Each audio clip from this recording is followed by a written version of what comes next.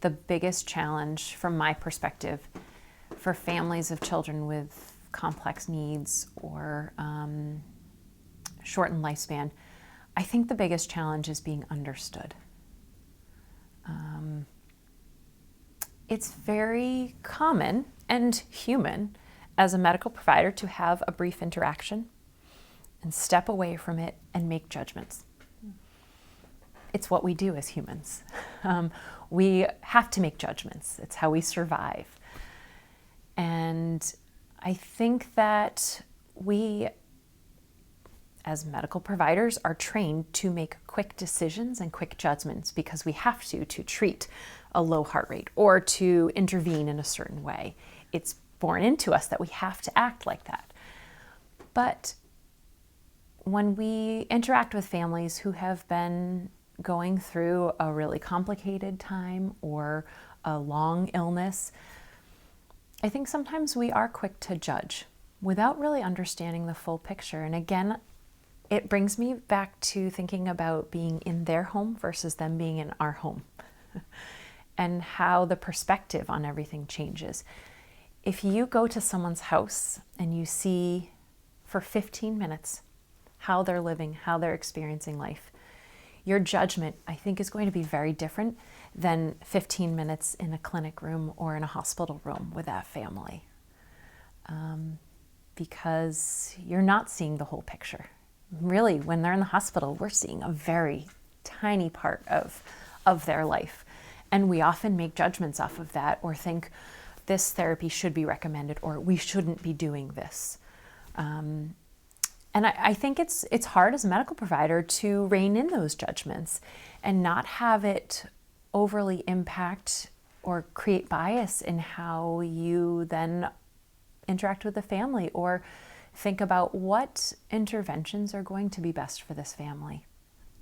I love to ask the question, what is life like at home? But it has to be done at the right time and in the right way. But I think that the answers can be so valuable to helping the medical team have a better understanding of what life is like for that child. We love to have pictures in the room. I love when parents will share videos or photos or stories about their child so that we can get a better idea of what life is really like. I know in our ICU setting, we don't see them well. I don't see them on good days, ever. I see their worst of the worst days. And so my perception of what life is like for this child is a very skewed perception. I see the bad days.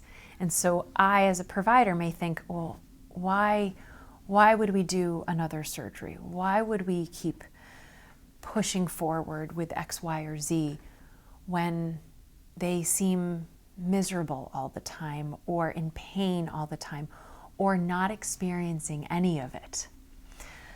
And I think it's so important for us as the team to try to get that perspective of what's a good day like.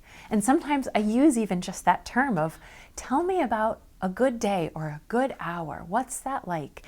I had the opportunity 2 days ago, actually, to ask a parent about that because I only see their child ill. I only see when she's not feeling good and she's miserable. And she is nonverbal at baseline, so she can't communicate in the traditional ways that I'm used to. So having a chance to ask the family what brings her joy, and then asking the family what brings them joy was a really eye-opening experience because I got answers that I wasn't expecting. They talked about just their physical presence together and how that brings joy to both of them and how the parents feel that when they're near her, she's different. She can feel their presence and react to them in a different way. And that brings them joy to see the joy she's expressing just by their physical presence there.